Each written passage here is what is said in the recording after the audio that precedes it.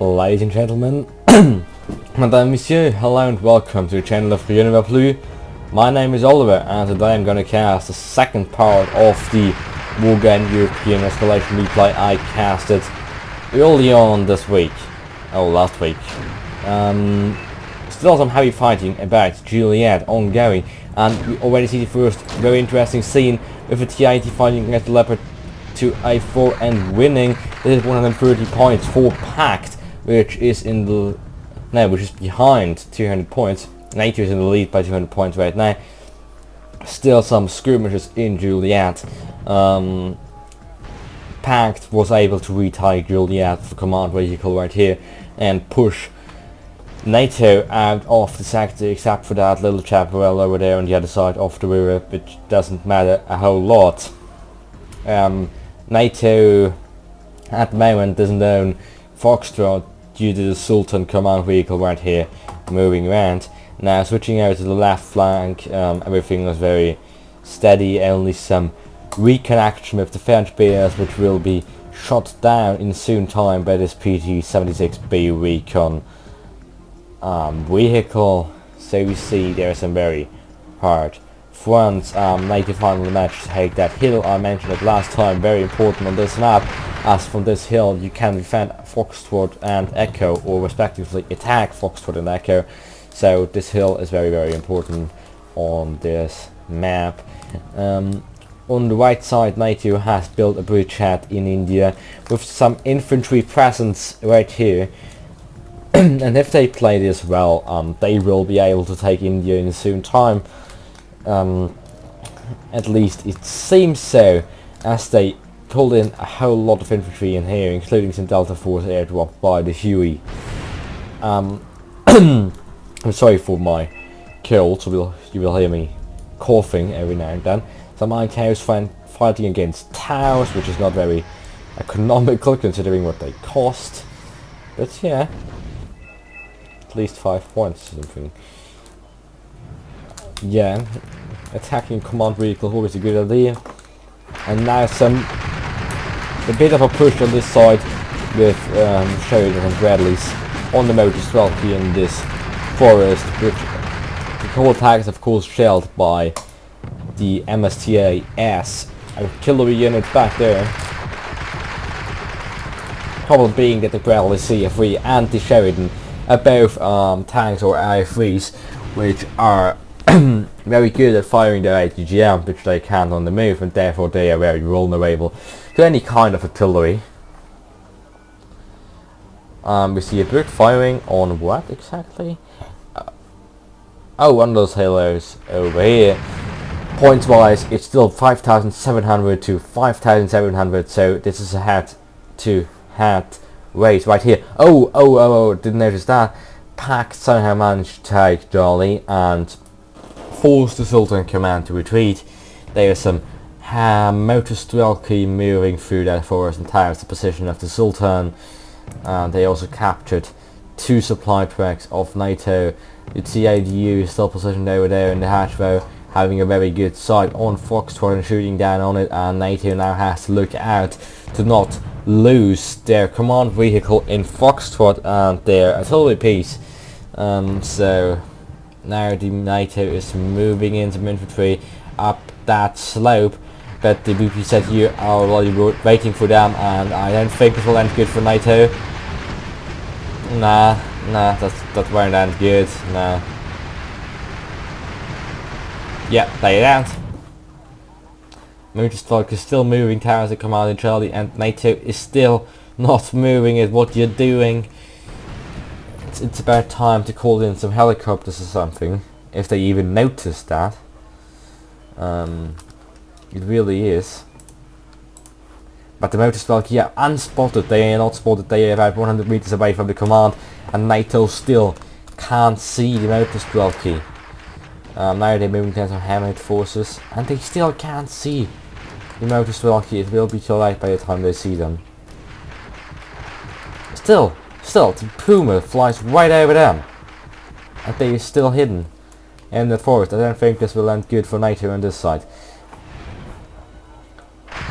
infantry skirmishes, but moving infantry in the open field is never a good idea in this game, especially not if there is some tank presence to shoot some high explosive shells at them. They are still standing still in this forest. Come on, move up! I think both sides just aren't focused on what's happening right here, but if Pact would move its motor supply just a few meters at this slope, they could make 200 points for free and gain the lead. At the moment it's 5,900 to 6,100 for NATO, for Pact, I'm sorry.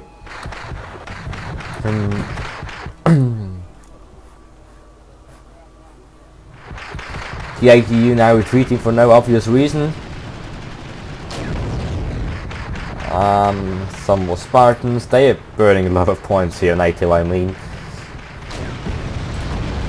It's not like if infantry was for free, it's still 20 points. Facilities and Spartans are just still 20 points. It's not like you can just spam them for no reason. Battle TAD is hit. It only has half of its life points, so one more hit by any kind of IDGM like this Milan over here will kill it.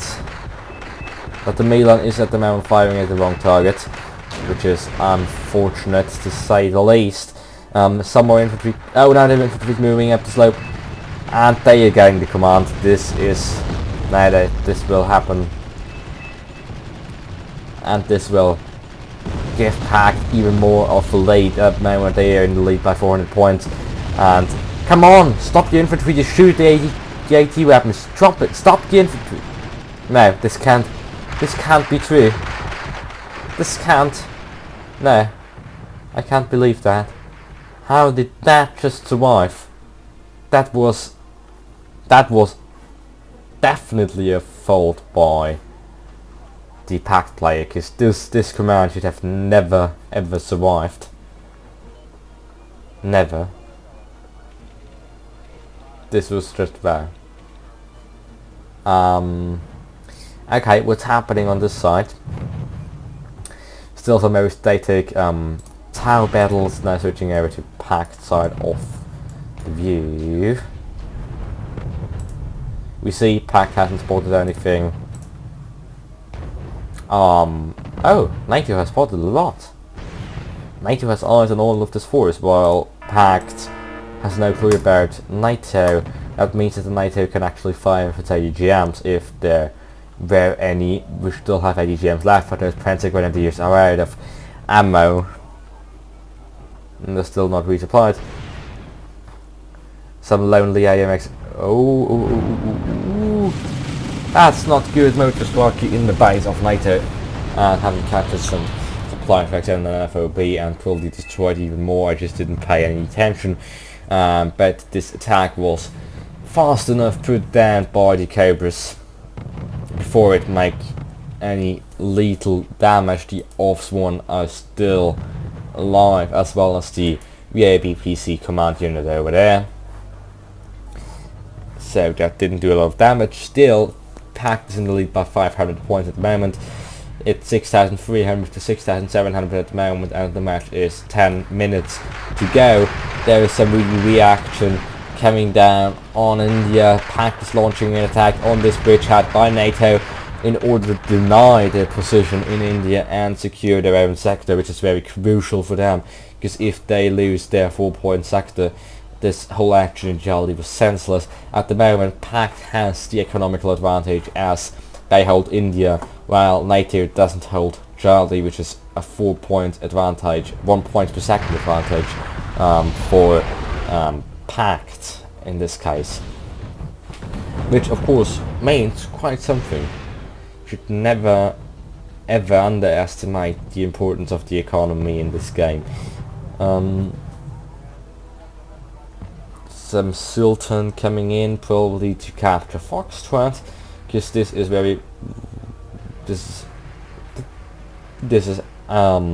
at the moment not taken, but still there are a lot of Pact units over here like this TADU, which has already got a lot of damage, and it's about time for NATO to position some ADGMs up here to snipe to T80, but right now there is some infantry incoming from Pact to retake that hill, I guess, or just to reinforce Charlie, I don't know. Either they're getting over that hill when NATO has its Heimatschützen, which don't have a whole lot of AT capabilities now.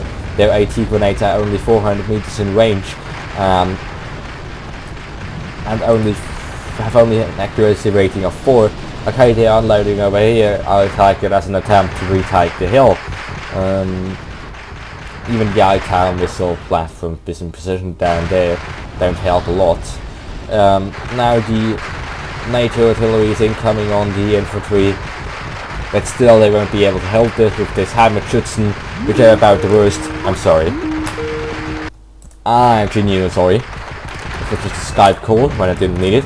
Yeah, Heimatschützen is just about the worst infantry you can get. I will not get why people like this. It's just a cheap spam unit. I get that, but it just doesn't do anything right. It doesn't do any good against infantry. It's just horrible against any kind of vehicles. It's not a good recon infantry. It's not even that cheap. It's 5 points. I know that's the cheapest you can get in Wargame, considering that Chasseur Famas or Jägers are 10 points, I think. It's still pointless, totally pointless, I think, to buy those over Chasseur Famas or Jägers,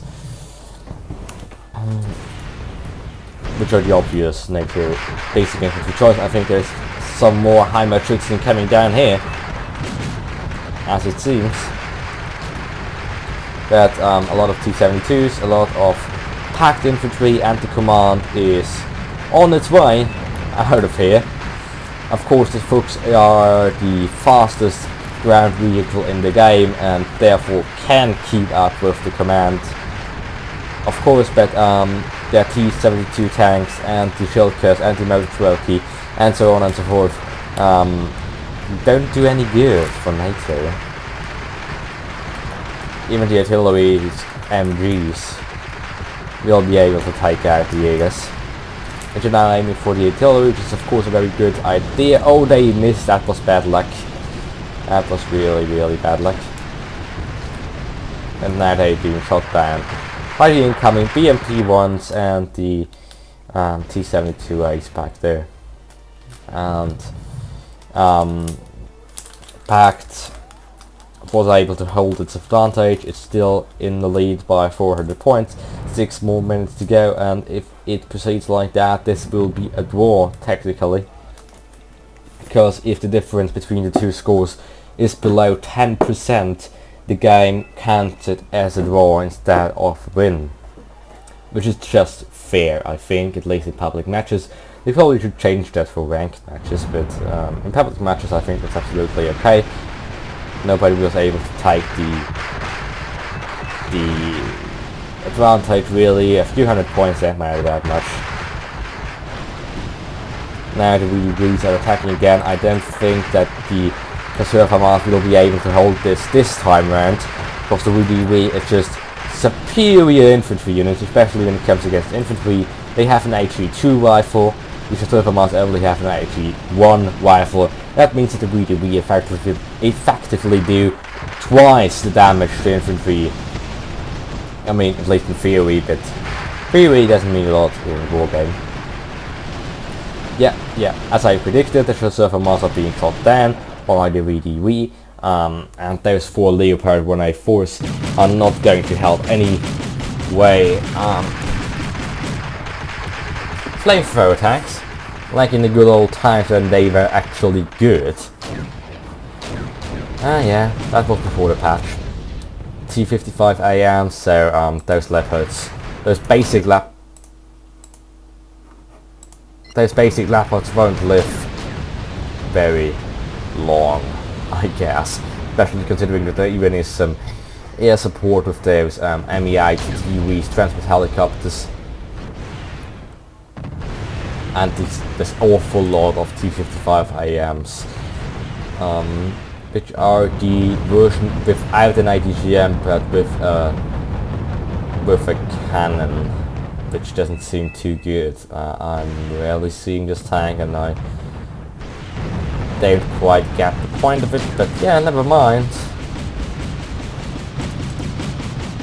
Why would someone buy a tank with like 4 AP for 30 points if you can get a similar tank for... never mind. Some of the unit choices are very weird in this match. Heimerschützen and early on in the match, I don't know if I showed it to you, they had fought with like 4 AMX 10 recon units here, like if they were tanks. So very strange unit choices really in this match, but very interesting to watch. What I see that seems to be very in the last time is using Motorschützen, which are very good. I never noticed that they were that good, but they have a 9 accuracy 2 HE rifle and a 6 accuracy 10 AP anti-tank weapon for only 15 points, effectively making them the best all-around infantry you can get for Pact. I just still have to inform myself about the availability of those, because for example Wizard Carry are practically useless as you can only call in 8 squads of them. But I see them a lot on the battlefield than last time, and I think it's very justified. I'm probably going to take those into my own Pact stack. Nice artillery shelling on 80 positions over there, very typical. Pact was able to even make more points. Now they only lead by 700 points. 700 points. It's 7,400 to 8,100 at the moment. Only 2 minutes to go, so if I had to guess, I'd say Pact will win this game. Some beautiful artillery units back there. Right now aiming at something. And let's concentrate on the meter game again. Some infantry in the open field seems to be popular on last time. Command in India is moving like it seems, because India is not taken at the moment. NATO was of course able to retake Charlie. It wasn't that much of a hard task. Some little infantry breakthrough, but again I guess this won't be able to do a lot. Oh yes, that's what I meant with weird unit compositions. Seriously, looks rushing. What's the point of that? Why don't you just take any other autocannon vehicle? It just does the same thing for less money. You don't need recon on the rush. Sometimes very weird. They're just rushing a lot of looks. I can understand if they have 1 looks and like 10 other autocannon vehicles, but the way they did this just doesn't make any sense to me. Of course, the NATO infantry attack here failed. It was just too well protected by Pact. Now, of course, some air support incoming by Pact just to make sure they really die. Pact now in the lead by nearly 1,000 points, and I think if there isn't going to be a NATO... I don't know, if NATO doesn't summon a zombie in the next 5 seconds, Pact will win this. And they did. So, oh yes, it's not a draw, it's a win for Pact. A minor victory for Pact here. Congratulations, Super Penguins, you deserved it. So this match ends 7,900 to 8,800 points here in Rivers of Blood. Very rarely played map. And next video I will release will of course be a live commentary, but I hope you also enjoyed the replay. So as always, I would really appreciate your rates and comments, and of course subscribes, especially comments of course. So see you in the next one. Your Monopoly.